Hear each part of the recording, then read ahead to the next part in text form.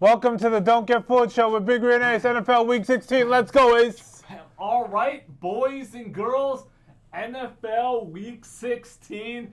Cannot wait, Big Reed, for Week 16. This is going to be a juicy weekend. I'm calling it right now, boys and girls. Cannot wait for this weekend, and we got football all weekend long, and you know that last 15 days of the year cannot wait. Best time of year, holiday season. So cannot wait. Before we get into the episode, everybody hit the like button, hit the subscribe button if you're new to the channel, and comment. We love the comments. And join the membership for bonus picks. Link to the Patreon membership is in the description. And get your merch, boys and girls. We got the merch on deck. Get your merch for the holiday season. All right, Big Reed, let's get to the quote of the day. Quote of the day. Forget past mistakes. Forget failures. Forget everything except what you're going to do now and do it. Once again, quote of the day. Forget past mistakes. Forget failures.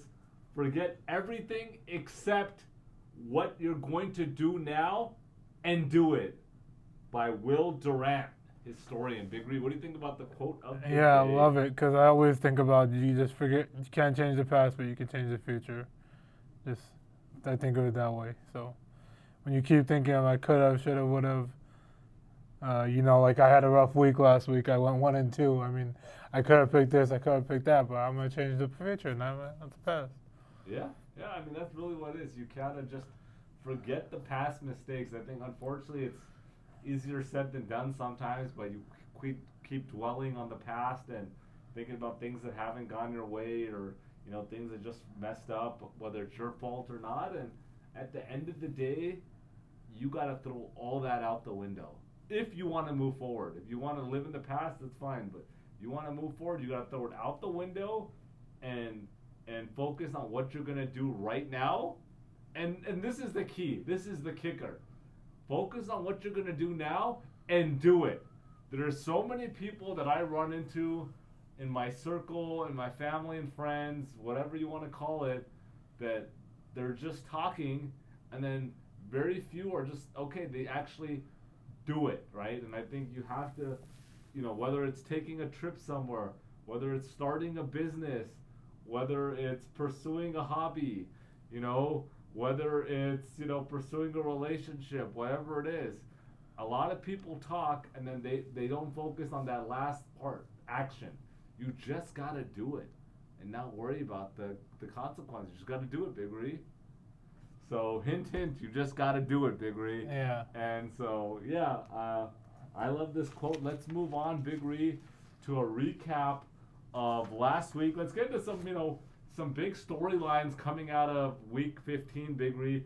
49ers, are they done, Big Reed? They come off. Yeah, they've been done to the Rams, but yeah, I know they're done for the playoffs. But look, they made the Super Bowl last year. Yeah. So, what are your thoughts now? What happens with the Niners? I don't know. The real question is how much is Brock Purdy going to get paid? He's demanding to be the highest paid quarterback, not $50 million, the highest paid quarterback, which would be probably $60 million. Oh man! And what are your thoughts on that? He's not worth that. I think he'll get 50 to 55, somewhere around there. Not worth it, but he's gonna get it. Yeah, I think me and Big Reed were talking offline. I think we do have a pending bet going on that if Brock Purdy gets paid $50 million plus, and it could go either way. I think we both agreed that he doesn't deserve $50 million. Yeah, I know he doesn't. We both agreed that, but at the same time, maybe the market is going to pay him. There is a chance, and I think I look back and I evaluate, and I think sometimes I let my emotions get the best of me, and 100% he doesn't deserve it. There's no question. This guy doesn't deserve it. But then you look back and you're like, dude, this fool's probably going to get paid, right? But now he's actually like. If you asked me 7 weeks ago, you're like, dude, this guy's going to get paid. It doesn't matter. But now he's putting that in jeopardy, bro, by how he's playing. It is in jeopardy. It is in jeopardy. It's such a storyline. I don't think they should pay him. I think they need to blow up the team. Yeah. That's my opinion. with Brock Purdy, are you an NFL team if you can an Super Bowl contender when you're not even making the playoffs this year? I don't think so. I think they need to blow this thing up big. Debo's gone for sure. You heard that here first. And that was part of the reason why they lost last week. Debo's crying about targets. Then they try to target this guy like 9-10 times. And he played like complete crap. Whose fault is that? Is that Debo's fault? No. Whose fault is that? That's Brock Purdy's fault. That's Kyle Shanahan's fault. Oh, this guy's crying because he's not getting targeted. Now let's target him 10 times. That's their fault, not Debo's fault. Debo played like crap. He missed that one big catch that probably was a touchdown. Could have been a touchdown, I'm pretty sure, if he dropped it. But the Niners are done. It's a huge, most disappointing team in the NFL. Yeah. From going from basically almost winning the Super Bowl to not making the playoffs. Yeah. Disappointing. Another storyline, Patrick Mahomes, high ankle sprain. First they're saying he's questionable, and now they're saying he's going to play. Yeah, it looks like he's going to play now. The Chiefs have moved to -3. I mean, what do you think about the Chiefs, Big Ree? Any concern here? There's always concern, but if you're getting the close wins, then you're ready for the playoffs. Yeah, that's true. Because that's what's going to happen in the playoffs. Games are more tighter. There's more strategy going on. There's more chess moves, and the Chiefs are used to that. So obviously they're going for 3 in a row. So yeah, I mean, I think as long as Mahomes just is at 70%, 75%, you're fine, right? Yeah.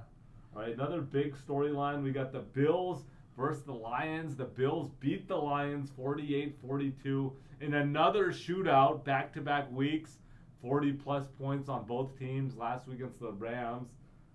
First of all, what are your thoughts on this game, Big Ree? Yeah, I mean, congrats to the Bills, but I'm not impressed there. You won, but you gave up 42 points.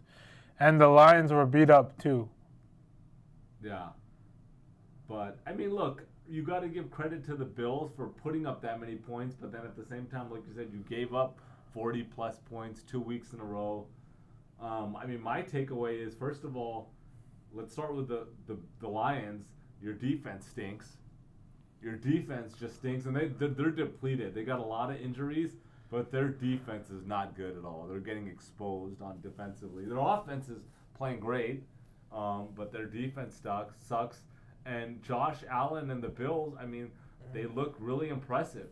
I have to give them credit. I think it all goes down to, I don't even think they have that many playmakers. I think it goes down to Josh Allen playing great football. And I've always said for a long time, Josh Allen is not an elite QB. Everybody knows that. He is not an elite QB. But this year, he's finally doing what I said, hey, if this guy can clean up his damn interceptions and turnovers, this guy could be really good. And now, not only has he cleaned it up, he's like not turning the ball over at all. Like you go from like having 20 turnovers in a season to having like 5. It's it's not like he went from 20. Even if he went from 20 to like 10, it'd be like, hey, dude, it's a big improvement. He can be real. This guy is playing like this could be the best season of his career, and he could maybe never even be this good again. Yeah. But he's having one of those seasons, and if he continues to play like this, they got enough weapons where they could make a run. Am I buying them? No. I mean, you're giving up 40-plus points 2 weeks in a row too, right? Like you said.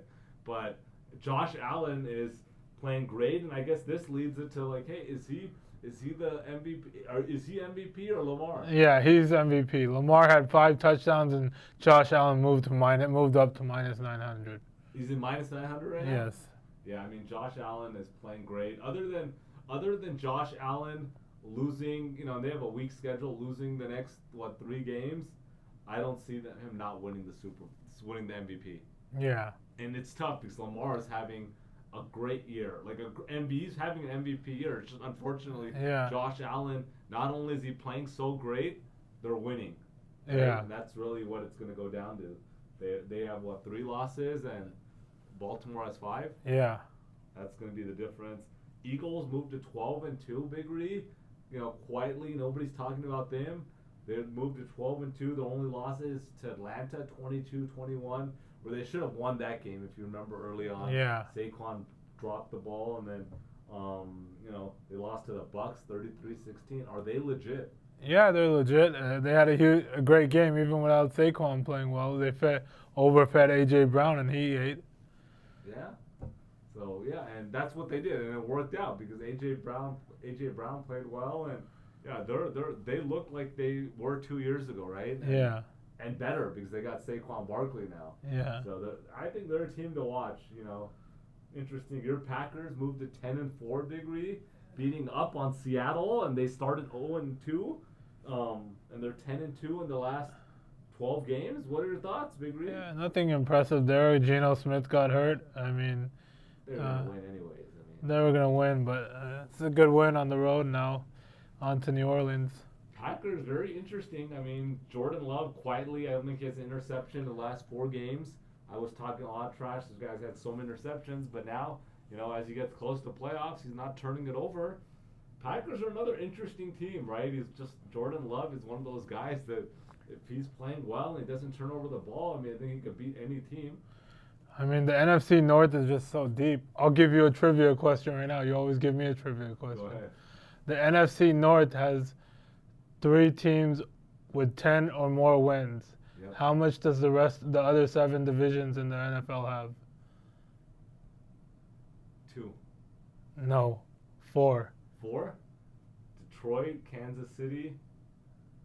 Detroit. Oh, give me a minute. Let me just. There's 4 other teams. Yeah. So Detroit, Kansas City, Philadelphia. No, Detroit's not one because they're in the division.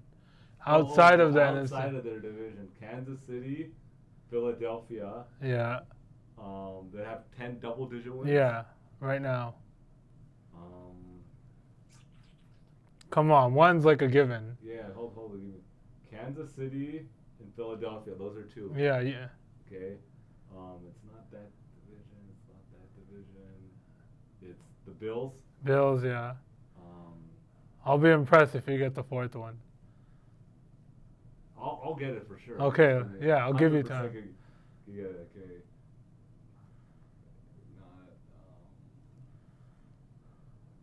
Washington has 9 wins, so it's not them. Not Denver, not Chargers. It's going. Not the Niners, Seattle, no. Not the Texans that are leading their division. Damn, I was just going over to the divisions this morning, man. Were you sure there's one more team? Yeah, 100%. So it's Bills, Philly, Kansas City, Chiefs. And then in the North, it's already obviously Minnesota is there with Detroit and Green Bay. Yeah, those are the 3.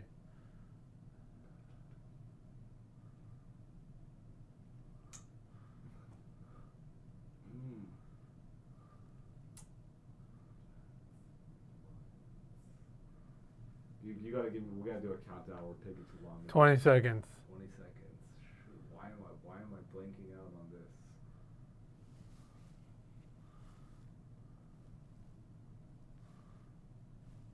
Houston. 10 seconds. Why am I blanking out? They have 10 wins. 2, 1. The Pittsburgh Steelers. Oh, shit, yeah, that's I forgot. Nice, wow. Yeah. I didn't get it. Okay. Interesting. Yeah, so North is deep. Then let's get into Tennessee. They are benching Will Levis. Yep, finally. Long overdue for that. I've been talking about this guy's a bust. This guy was a bust before he got drafted. I knew he was a bust. And I've been saying that. You have. I'll give you the BOD in credit. This guy's a bust. When you start pulling shenanigans and throwing fake stories out there so you can try to improve your draft stock and talk about how you got a promise to go number 2 overall, you throw that type of story out and ESPN picks up on it, and then you end up going in the 2nd round, you lose all credibility. And if you're that good, you don't care what round you get drafted, because you know you're going to perform. Yeah. And so I knew this guy was a bust. And I knew he was a bust even before that when everybody was hyping up Will Levis, and he played average at Kentucky. But yeah, this is long overdue. This guy just has an interception problem. Yeah. And he's got a confidence problem. And I don't think his coach probably talking crap to him helps. Maybe he develops and he could be a spot starter and backup, serviceable backup, right? Yeah. He's still young, but at this point, I have no faith in him. And then I think the last big story, Big Ree, is we just broke. Atlanta Falcons are benching Kirk Cousins Yeah. and starting Michael Penix Jr. First of all, what are your thoughts? What led to this Kirk Cousins being benched? Obviously, the way he's played. Before I give my opinion, I'm not gonna say he's been playing bad, but I don't agree with the decision because when you pay someone 4 years, 180, you're committed to start them for 1 full year, in my opinion. And I think sitting the young quarterback is better. That's showed with Jordan Love, but I think they feel they can still win the division, so they have a chance, and they want to. And now you're all but done with Kirk Cousins. He's gonna get traded. Yeah, I mean they gave him 180 mil, 100 million guaranteed, and it's not like he's been playing bad as of late, but it's not like he's been playing bad the whole season, right? He's still having 65% completion. He's obviously had a stretch of like 0 touchdowns, 8 interceptions. Well, my thing is, first of all, I don't know what the hell happened on Monday night against the Raiders. I don't know what game plan they had that they didn't even let this guy throw the ball, basically. Like, I'm completely confused. I watched the entire game, and it was like they almost didn't want to let him throw the ball. Like, we're going to throw it, obviously, but you're going to throw 5-yard passes, and we're only going to lose this game. We're not, because that's the only way we feel we're going to lose this game is if you throw turnovers. And so I don't know what the hell is going on. I think there's more to this story, Big Ree. I think there's some stuff in the background. Either he's not healthy, he has some mental issues, something is going on that they don't trust him. Yeah. Otherwise, why would? Or they really think Michael Penix is just so good that let's put him in. Yeah, for sure. And I don't know what the answer is, but I agree. Like, I think they should have kept Penix. That's why they drafted him, let him sit for a year, 2 years, 3 years. So I don't know what the hell is going on. I'm completely confused. They must have lost complete faith in this guy. This could be a Markel Fultz situation where this guy just lost all confidence and they have to bench him. I don't know. There's something bigger than this. He's playing bad. Yeah. That's my take. Yeah.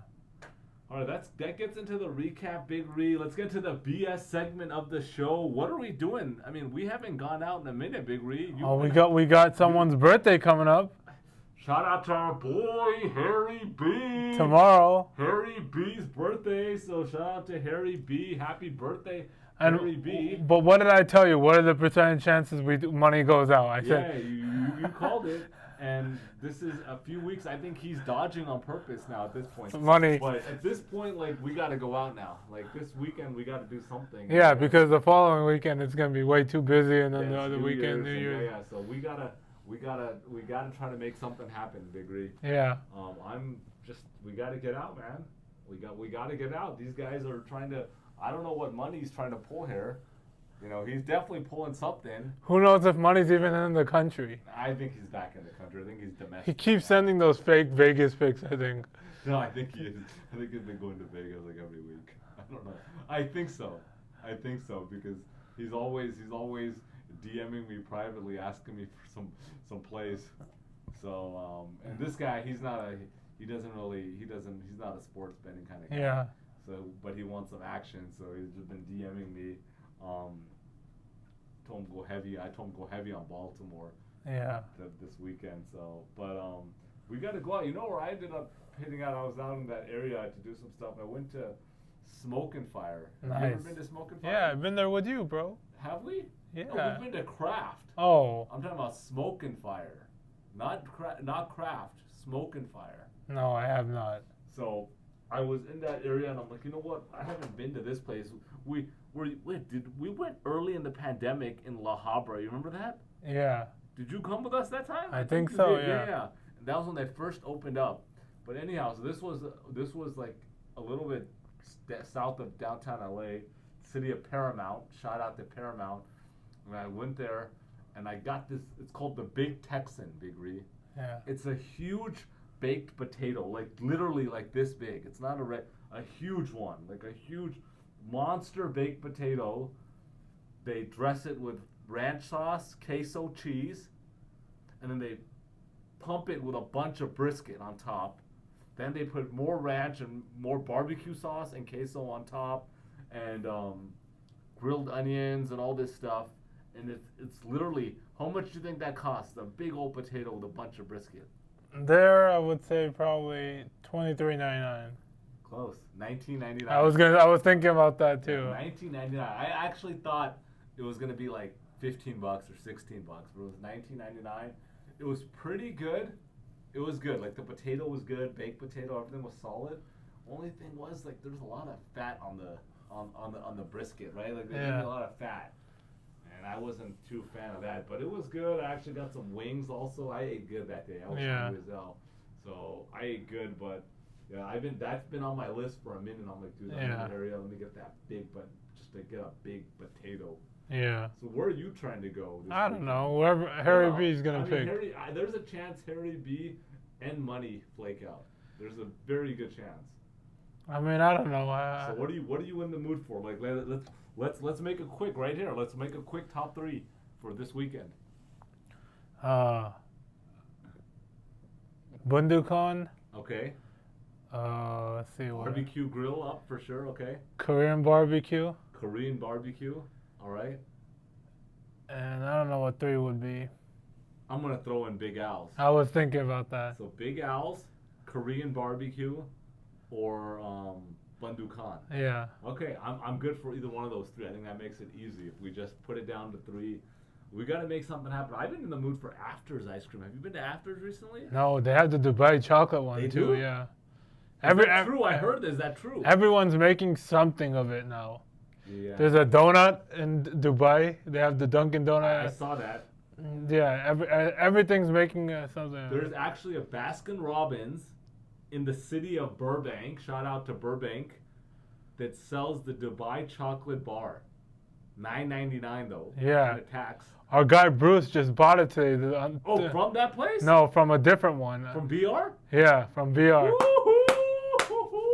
What did he say? Said it was good. Wow. And it tastes like the real deal. Yeah, it was a bar too. Wow, yeah, okay, so that's probably, are you sure it's not the Burbank one? No, it was closer to where we are. Okay, so, wow. So he went there and got it. Interesting. And he said it was solid. Yeah, he said it was solid. Yeah, I found out about this about a couple weeks ago that Baskin Robbins has it, right?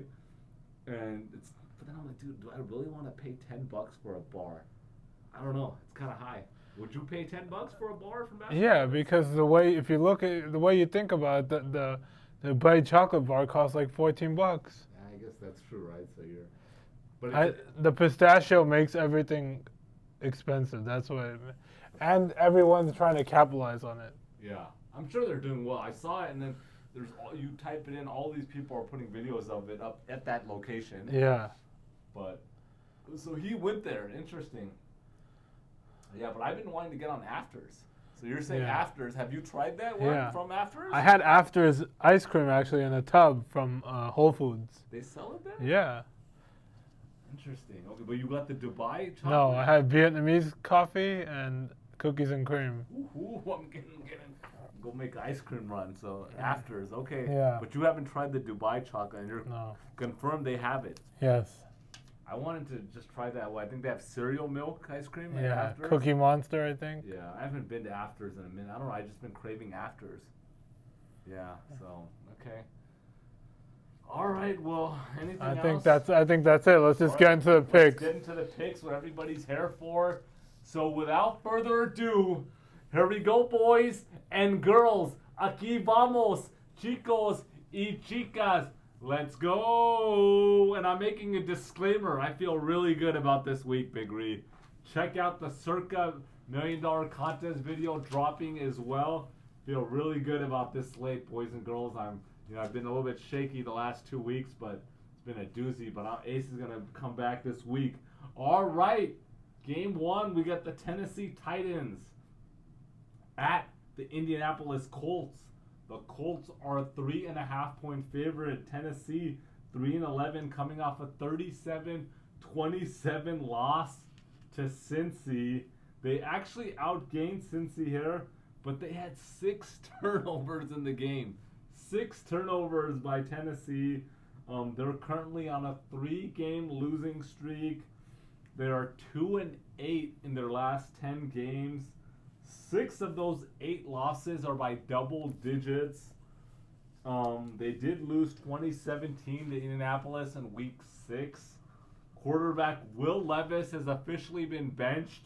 They're going to start Mason Rudolph. Obviously, I've been saying this guy Levis is a bust for a long time, and it was long overdue. This guy had 4 turnovers last week, 3 interceptions, and 1 fumble, 0 touchdowns. And then we got the Colts 6-8, coming off a 31-13 loss to Denver.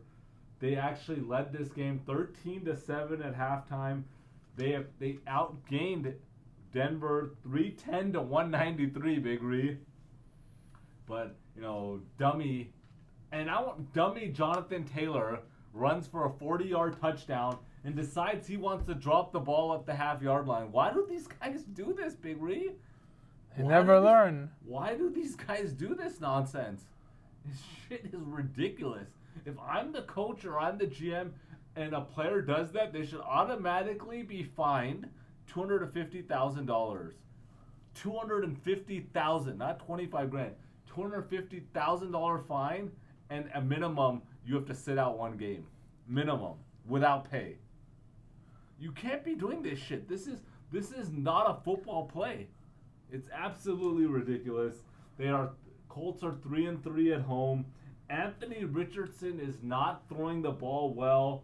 I mean, he's rushing the ball well, and he's a big, strong dude, but the guy has, I think, throwing the ball only twice over 60% on the season. That's pretty bad. And here's my thoughts. The Titans are horrible. Titans are a complete mess.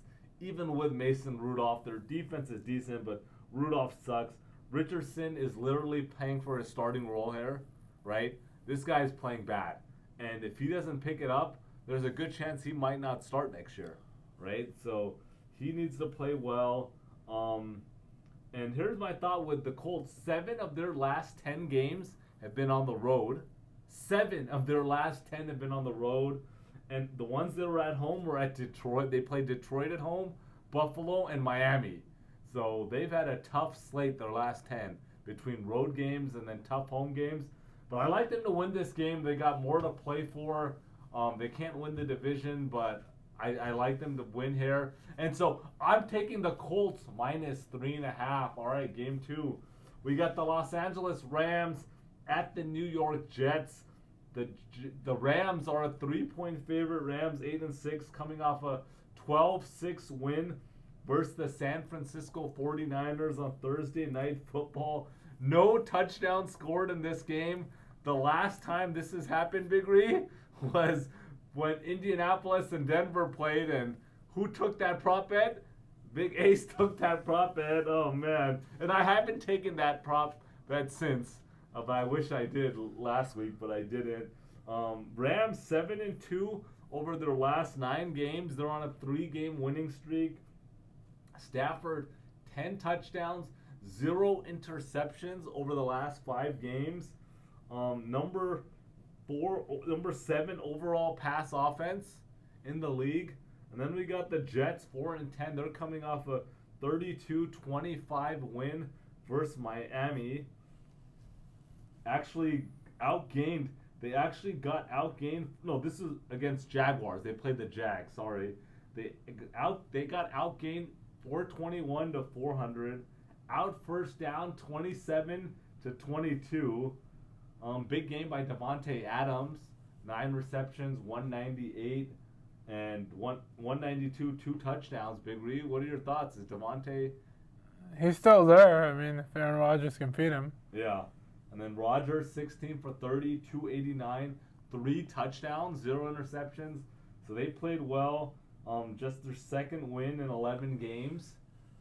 And here's my thoughts. The Jets, first of all, they have nothing to play for. Absolutely. They're done. Their season is done. Their wins on the season are against New England, Tennessee, Jaguars, and Houston.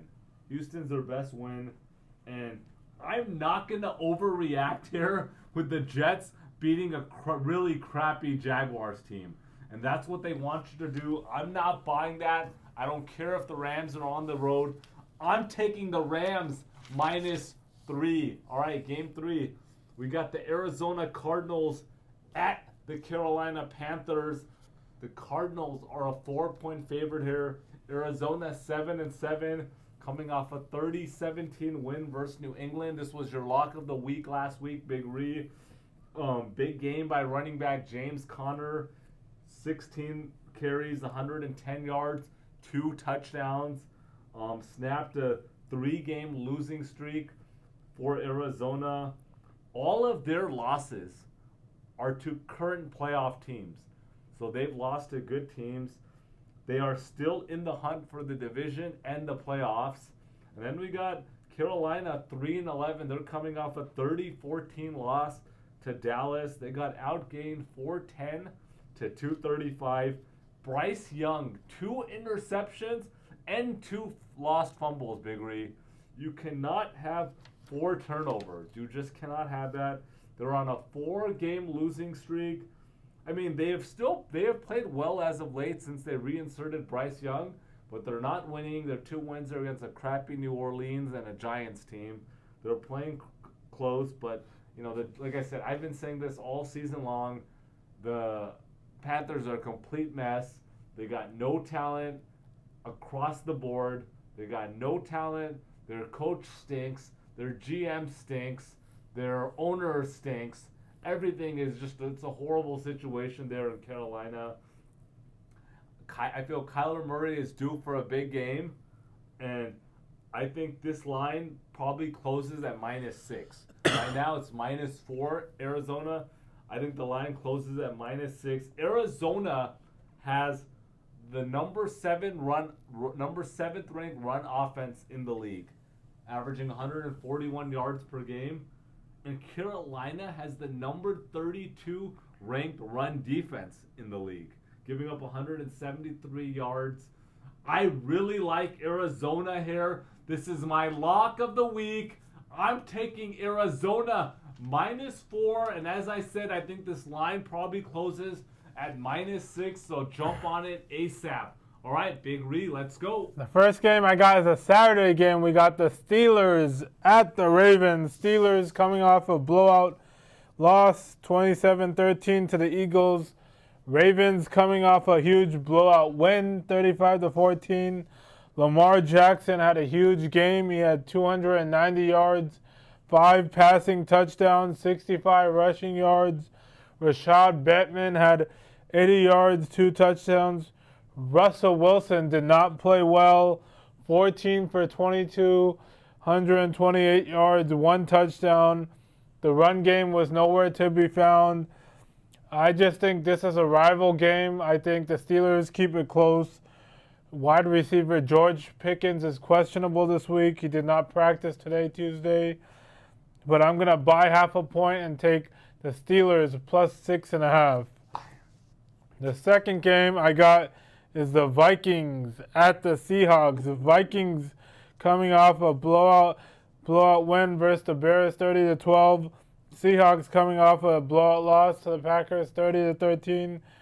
Geno Smith got hurt mid-third quarter. As Ace mentioned, the game was already over. Vikings are clearly the better team here.